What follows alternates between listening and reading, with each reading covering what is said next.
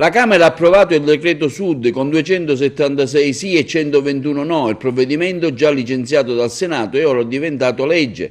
Lo ha annunciato il Ministro per i rapporti col Parlamento, Anna Finocchiaro.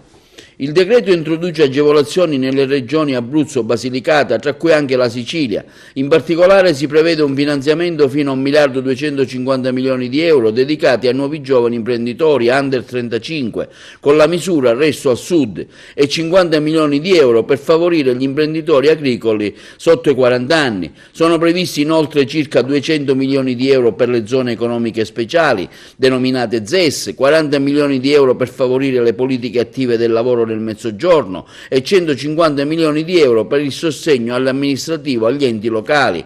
Il Governo ha inteso poi dedicare una specifica misura ai giovani meridionali, denominata Resto al Sud, per offrire a chi ha buone idee imprenditoriali, si legge in una nota di accompagnamento, gli strumenti per costruire il proprio futuro. Ognuno di questi giovani che non dispone di mezzi propri per avviare una sua attività avrà a disposizione una potenziale dotazione di 50.000 euro, estensibile fino a 200.000 euro nel caso di un progetto presentato da 5 giovani imprenditori uniti, di cui il 35% a fondo perduto e il restante 65% con un prestito a tasso zero.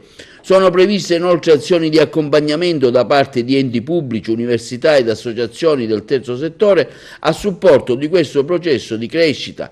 Chi sarà in grado di produrre progetti credibili e sostenibili avrà il pieno appoggio dello Stato in un rapporto di responsabilità reciproca.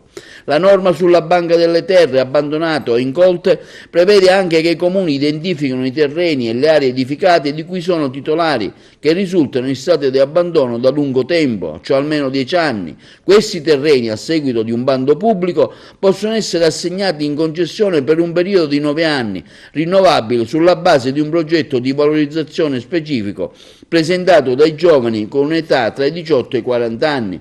Un meccanismo di valorizzazione analogo riguarda anche i beni immobili privati, premio consenso del legittimo proprietario, sulla base di un progetto di valorizzazione e della corresponsione di un canone d'affitto. Per il finanziamento di tutti questi progetti di valorizzazione i giovani potranno accedere anche alla misura Resto al Sud o agli incentivi dedicati al settore agricolo. Vengono inoltre individuati strumenti di semplificazione delle procedure adottate per la realizzazione degli interventi dei patti per lo sviluppo nelle regioni del Mezzogiorno, che accelereranno i tempi e riducono gli oneri a carico delle amministrazioni centrali.